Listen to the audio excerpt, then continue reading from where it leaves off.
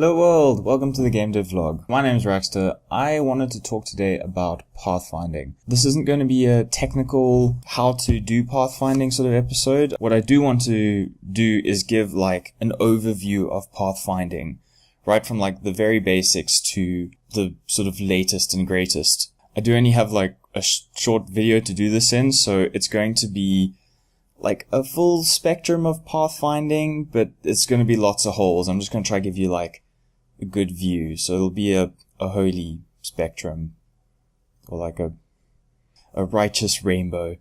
Today's episode is the righteous rainbow of pathfinding. So it's going to be everything from basic A star on a grid to A star on waypoints to nav meshes, and then like funky things that people do with pathfinding to make it better. So yeah, those four things. A star, nav mesh, funky. Always bringing the funk at, at GameDevVlog.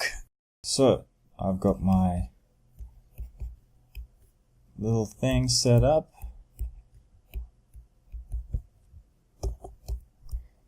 And this is A star. Sorry, I'm having way too much fun with this. Okay, so first thing I'm going to do is like a grid implementation of A star. So for that we need a grid. So if you just give me a moment. Okay, pretend that's like perfectly drawn out and stuff. So say we wanted to get from here to here. We could always just go do. This is assuming we can only move like to the adjacent blocks. And for now we're just going to move diagonally as well. The problem is that there's always these annoying things in the way. So let's make a wall over here. So now we need to find a path somehow from here to here. As humans, that's quite easy. We can just go like here, boom, we're done. But because the computer is not a human, it has to follow a very rigid set of instructions. So I'm going to explain those set of instructions. But even if you're not a programmer, understanding how this works is very useful, especially if you're designing a game that requires pathfinding. It's useful to know what the limitations of your system are, and having a basic understanding of A star will be the basis for understanding whatever it is your programmers are making. Before I start exactly, each cell is going to have 5 bits of information that you need to know about. First, the H value, and I'm going to draw that in that corner. Then there's going to be the G value, and draw that in this corner. There's going to be a direction, and then there's going to be like a tick. There'll be a value here, which is usually called the F value, and that's just H plus G. My handwriting is actually this bad in real life, so sorry about that. Now, what each of these are will become clear when I start explaining the algorithm, but just keep in mind that you need these 5 bits of information per each one of these cells. So we're going to start here. This is where we're starting, and the H value is called a heuristic. What it actually is a guess. It's a guess as to how far away we are from the endpoint. Now, if we look here, the straight line distance is 7 units if each one of these blocks is 1 by 1 unit. The actual distance is more like 1, 2, 3, 4, 5, 6, 7. It's like 9 because we have to go around it. That's actually how long it takes to get there. But because we don't know anything, we're just going to say 7. So we're going to plonk 7 there. G stands for the letter after H, because mathematicians are lazy, is how far we've traveled. Now, since it's the start position, this is 0. Don't worry about this, we'll explain this just now. Because F is just that plus that, that's just 7. So that's information, and then I'm going to tick it off. So this tick is kind of like a have we explored this cell? And so yes, we have. We just did this now. So once we're at this cell, we have to look at all the surrounding cells to find a potential place to go next. So we're going to work out the same information for this cell over here. The straight line distance from like here to here is 5.6. And since we've traveled from here to here, that's about 1.4. It's not exactly, but I'm too lazy to even bother.